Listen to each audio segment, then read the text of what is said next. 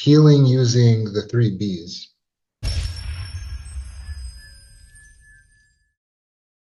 There was a client that I worked with, we'll call her May, and May and I worked together for some time, and she was eventually able to heal from CPTSD. And so the logical question is, how were we able to achieve that?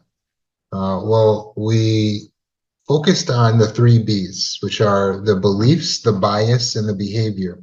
When you heal the beliefs, the bias, and the behavior of yourself or your client, if you're a clinician, then you're taking care of the three pins of complex trauma. Because what happens to us in trauma is that violation creates a change, and that change is an undesirable change in us. So now maybe we no longer trust, or now we have difficulty in relationships. We're operating in fight, flight, freeze, fawn. But our beliefs are changed as a result of what happened. For instance, we may have thought that everyone was a good person, and now we believe that everyone is a bad person as a result. Or we may have thought that we could trust everyone, but now we believe we cannot trust everyone. We may have thought that we could trust ourselves, but now we believe we cannot trust ourselves to make good decisions. We may have thought that, or may not have had any beliefs on a certain situation, but then after experiencing what we experienced, we came to certain conclusions, such as my mom didn't love me. So if my mom didn't love me, then I'm not going to be loved by anyone, because that must mean I'm not lovable if the one person in the world who is supposed to love me couldn't love me. Does that make sense? And so as a result of not being loved by the mom, then we develop the belief that is now maladaptive, which is that we are actually unlovable, and that's actually not true. But as a result of believing that, we're going into the world with this unhealed way of thinking. And so for May, she had some unhealed beliefs of her own. For instance, she believed that she, as a person, was not enough. She said, I, on my own, am not enough. This was a maladaptive belief, because then that made her desperate in relationships to keep that relationship going. It made her desperate to not be abandoned.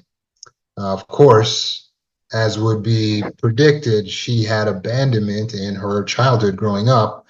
She was emotionally abandoned by her father, who was narcissistic. She was physically abandoned by her mother, who died at an early age. She was raised among siblings that were unempathetic and bullying at times. And so it created this really toxic dynamic in which she had to do what she could to survive. But one of the beliefs that she developed growing up in that environment was that she is not enough. So she believes she's not enough on her own. And so this belief now has her in life struggling in relationships, feeling desperate for some type of connection to belong, but constantly it's like connection and belonging elude her. The more she chases those things, the less she is actually able to obtain these things. And the reason, again, is because she doesn't have the strategies, the beliefs, the bias, and the behaviors that she needs in order to be able to actually find the connection, to have the confidence, to have the self-worth, to have a proper view of herself and her universe. The bias that she had was, well, since no one loves me, she had the angle or focus. A bias is your way of thinking. So it's how you get confirmation of your belief, essentially. So with her, she looked at every situation where someone abandoned her as more confirmation of her belief. So her bias was to focus on all the situations that went wrong, all the relationships that ended badly. And so she's looking at all the relationships that ended badly. She's already got the belief that she's not enough on her own. And then you have the last B, which is her behaviors. Well, how did she show up into the world? What do you think her behaviors were like if she feared abandonment? Well, you guessed it. Desperation, people pleasing. Fearing being abandoned meant that she was going to go out of her way to put on a mask to hide how she really was, because she doesn't believe she's good enough, and to try to do everything and be everything she could to please people, which of course exhausted her. It made her sort of fear relationships, but also need the relationships, but also resent the people she was in relationships with because they required so much of her, but really they required what she was setting up as the expectation. And she's setting these high expectations because she's trying to be loved by these people. And so her behaviors were calling people to discuss her feelings and thoughts when it wasn't necessary, looking for validation from other people. So when she goes through an emotional situation, she wants to get on the phone and call other people to to get validation from them, to get support from other people. May would show up as desperate in her relationships and be afraid, even when the people were toxic, to ever cut them off. So she'd feel like I can't cut relationships off. And so her behaviors going into these relationships were maladaptive. And it's leading her to more of what she doesn't want. So what we did in working together in order to help her to heal was we addressed these beliefs, this bias and this behavior that she had that was maladaptive. So starting with the beliefs, her original belief was, I don't believe I'm enough on my own. So I helped her to challenge that belief in working with her. So if you're a clinician, the key to helping your client to heal is not to just meet them where they are and relate to them and confirm their feelings. The key to helping the client to heal, to grow, is to challenge maladaptive beliefs. And so using certain tools and techniques that you'll learn in my coaching course, I helped May to challenge those beliefs. So again, she was thinking, I'm not enough on my own. So I presented the idea that perhaps she's at her best on her own. And just my very presenting that idea caused her to start to think of examples of how that could be true. How ever since she started cutting people off, she's been more peaceful, better than ever. And so as we start to examine this idea, this belief that you're not enough on your own, we started to find flaws in that thinking. It's based on this concept that we need all of these people that are in our life. But is that true that we need everyone that's in our life? The answer is no. You do not need all of these people that are in your life. Now, if they're well behaved, meaning they live up to your standards of what is in alignment with you and your purpose and your boundaries, then that's fine. They're healthy. But if they're in disalignments or in other words, they're detrimental to yourself, your being, your purpose, well, them being out of alignment makes them toxic. And so we have to cut off the toxic person, right? And so the belief that she once had was, I am not enough on my own. But now we've presented this new belief that she's actually at her best when she's on her own. And now we're presenting the idea that all of these other people in her life are not needed. Now, of course, we need people in the sense that we are interdependent as a species, but we have a community. It's important to understand your community is the city, village, town that you're already in, and you're already a part of multiple other communities, such as your apartment complex is a community, your neighborhood that your house is in is a community, your knitting group is a community, this healing group here is a community. You understand? So the different activity groups, your congregation is a community. All of these different things are communities. So you already are a part of the community. You already have community. But she said, you know what I realize what I'm doing is I'm focusing on all of the ways that I'm not a part of a community or that I feel left out. I'm focusing on all the relationships that are that failed, that didn't go well, that fell apart. And that is bias. So her bias was to focus on everything that confirmed to her that she was all alone and that she wasn't enough on her own, that she couldn't, that she just wasn't enough on her own. That was the way her belief is worded.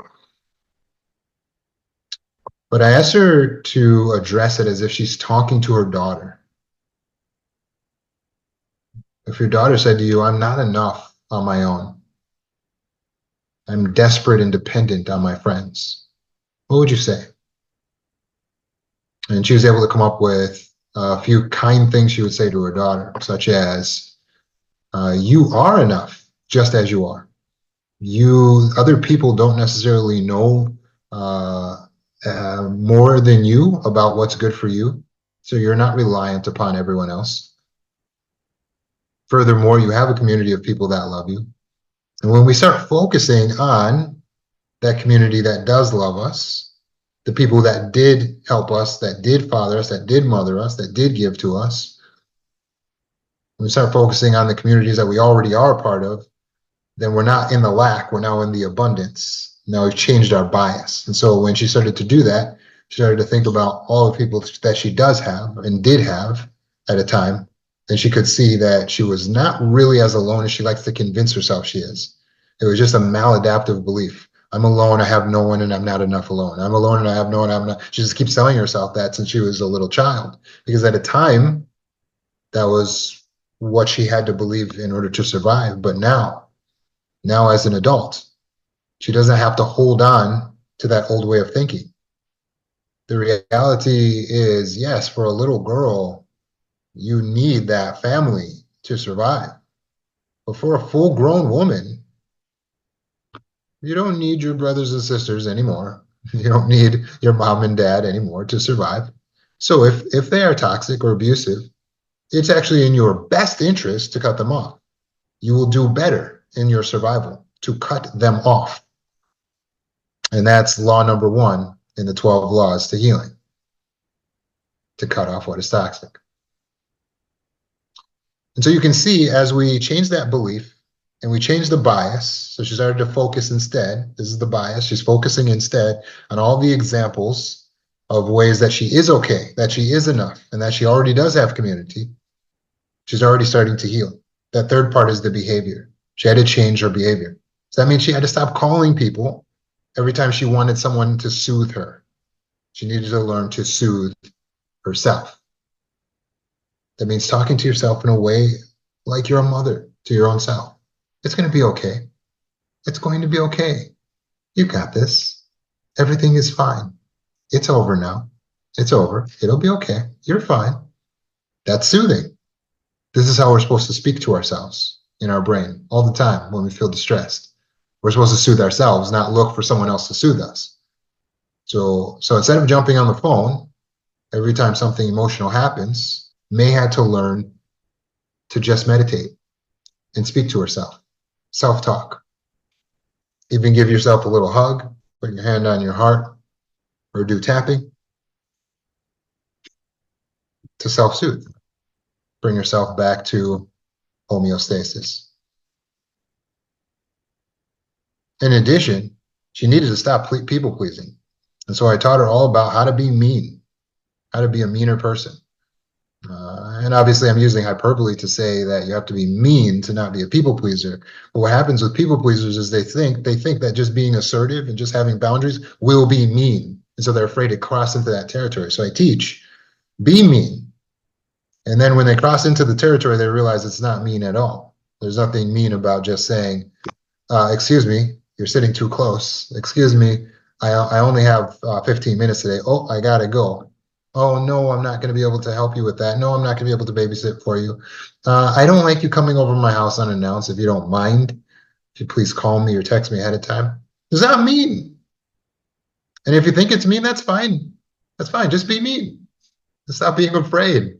Stop being afraid. The reason we're afraid of being mean is because it's going back to that childhood fear that we're going to be abandoned.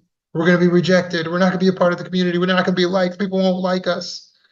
Your job is not to get people to like you. That's not your job. Your job is to be you, authentic, 100% you. And then let the ones that aren't going to like the real you fall off.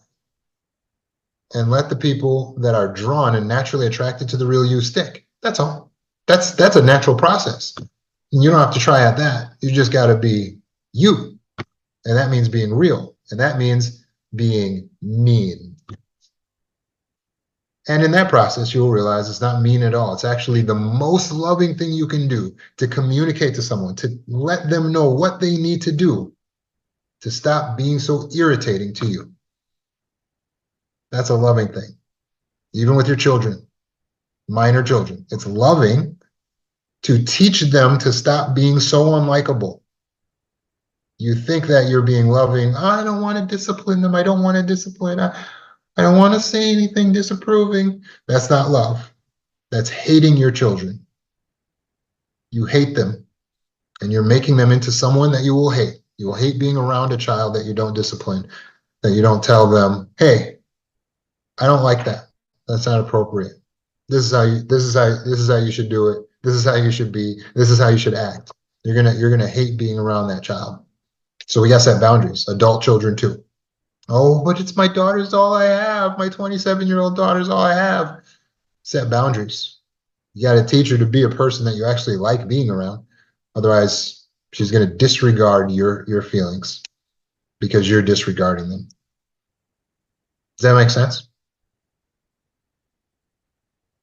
So once May changed her behaviors, she noticed the whole reality, the whole physical reality she was in changed. She said that the people, even the narcissists in her life that she cut off, treated her differently. And she said, I know they're treating me differently because now I've set boundaries. And now I'm realizing I don't have to be abused. I don't have to just sit around letting someone abuse me.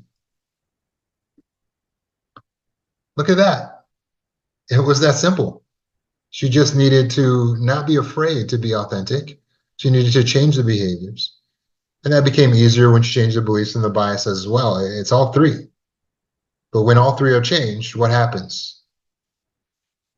Well, we no longer have the symptoms of CPTSD. If we do, then there's still some maladaptive bias beliefs and behaviors that need to be changed. Does that kind of healing sound good to you? Do you want to be healed like May was?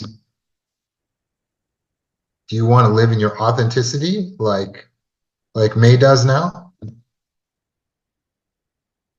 Well, then let's heal you too. Let's do it together.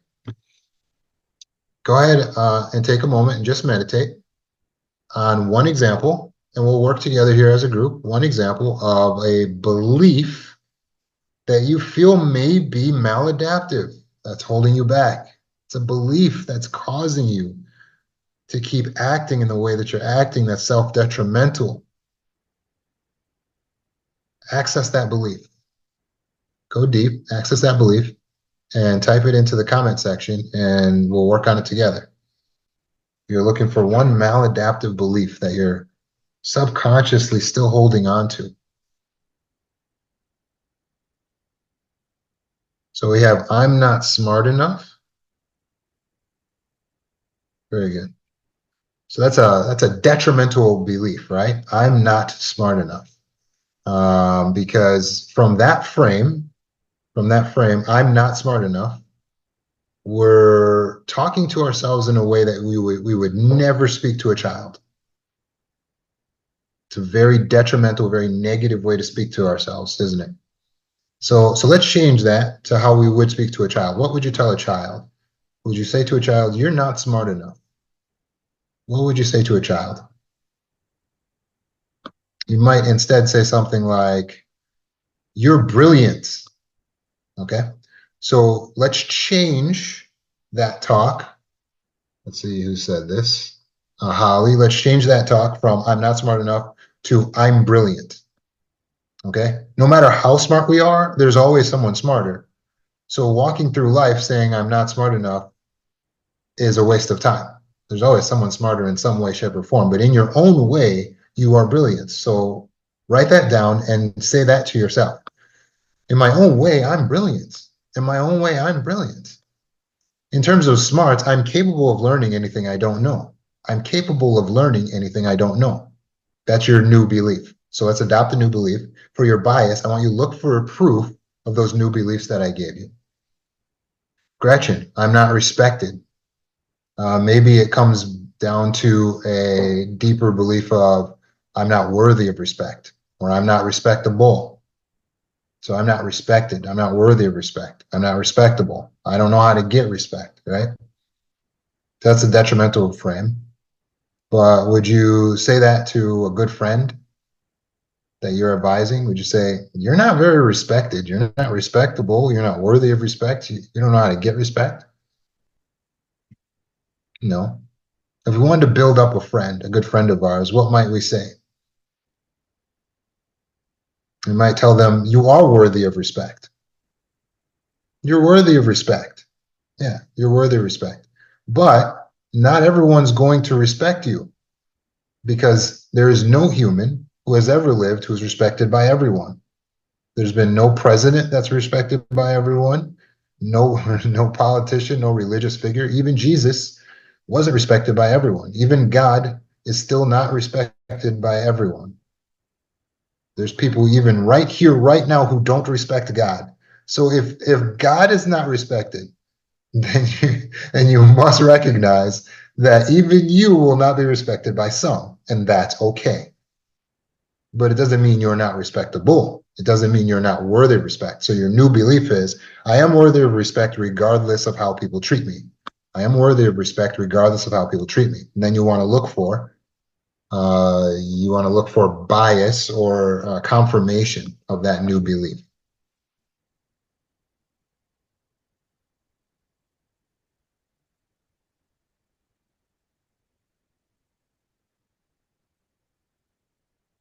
Um, L says, I'm unlovable as I am, so I need to earn love from others. Right? Would you tell a child, you're unlovable, sweetheart, so you're gonna have to earn some love from other people? Yeah, that's so narcissistic, isn't it? It's like a narcissistic mother. So L, you're talking to yourself like a narcissistic mother. That's the voice of the narcissist. You're gonna have to earn love from other people. Bang. That's we're not going to accept that any longer, right? So let's change it to a more adaptive belief. Okay, so propitious thinking, a propitious statement here is, I am absolutely lovable. I don't have to earn love from anyone. I'm absolutely lovable just as I am, just naturally. I'm absolutely lovable. Again, we follow the same thing with respect, though, Al. Will everyone love you? No, everyone doesn't love any person on earth. Is no person is loved by everyone, and again, including Jesus, including God Himself in heaven. The Father is not loved by everyone. So if they're not even loved by everyone, you won't be loved by everyone. But it doesn't mean you're not lovable. So your bias is, no matter how people treat me, I'm still lovable. And let's look for, your job is now to look for evidence, proof of the fact that you are inherently lovable. Beyonce says, I'm not normal. You don't want to be normal, Beyonce. Why would you want to be normal? You want to be basic? That's foul. You don't want to be basic. So change that to, I'm glad I'm not normal. I don't deserve to be treated well. I don't deserve to be treated well. Would you say that to your spouse? Just give some good old domestic violence, spousal abuse, is turn to your spouses and be like, you don't deserve to be treated well. That's abusive husband 101, right? So stop being an abusive husband to yourself and start treating yourself the way that you would someone you love. So how do you speak to someone you love? You say, hey, you deserve all the best. You deserve all the best. Okay. Now, again, does that mean you will be treated well by everyone? No, because there's no person on earth who's treated well by everyone. Not even Jesus himself was treated well by everyone. Okay.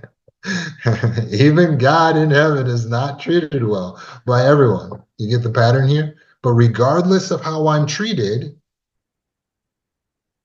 I deserve all the best. Just like anyone else, right? Because every human deserves to be treated well. That's pretty simple. That's a basic human right. That's why we have police, to police that situation, to make sure that nobody is getting mistreated. That's the whole point. So of course you deserve to be treated well. That's universal. So now look for evidence, technically, that you deserve to be treated well.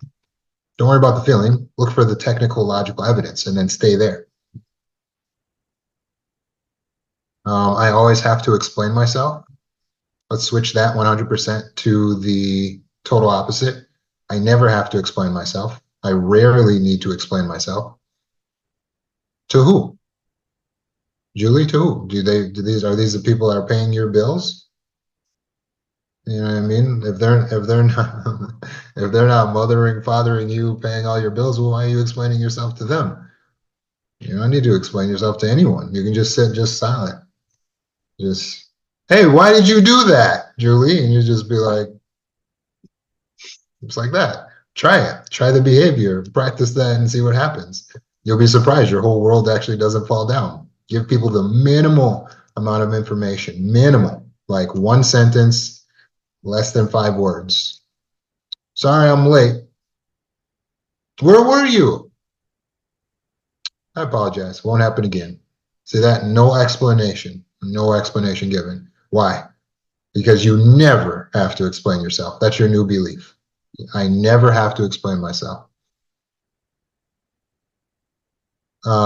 It's hard to make income as a homeschool mom. So this belief is not technically untrue. It is hard to make income, but it's maladaptive to focus on it. You go, oh, it's hard to make income as a homeschool mom. That's not going to, how is that going to help you make income? You just keep focusing on the hardness. The hardness. Man, look at how hard it is. I'm staring at this hardness. It's so difficult. So you got to flip that and stare at the other part, which is what? Possibility. Possibility. It's possible to make income as a homeschool mom. It's possible to make income as a homeschool mom. When you do that, all of a sudden your mind starts working on the possibility. So to you, I would give you a propitious question. Why is it so possible? Why is it even probable that I will figure this out, that I will make income as a homeschool mom? Why will I make so much income as a homeschool mom? So with that propitious question, ask yourself that, and it gets your mind actually working on what it should. Because right now your mind's just stuck on, man, this is hard, right? It just keeps you stuck. So very good. But you guys get the idea? So now your job is to find your maladaption, or your maladaptive belief, write it down on a piece of paper, or use the Mind app, Mind by Roman Zanoni, available on the Google Play Store and the Apple App Store for iPhone. Download the app and then click on Journal. Inside Journal, you select, when you select New Entry, and then you select Jot Method, and then it splits your page into two sides.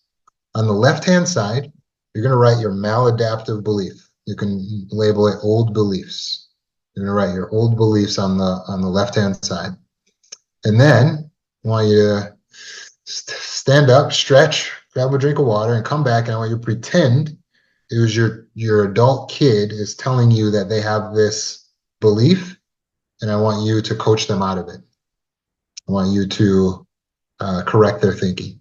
And then you write the correct way of thinking on the right-hand side. And then you'll have it stored there inside your app, and it's password protected. So you can go there anytime you need to and reread that note.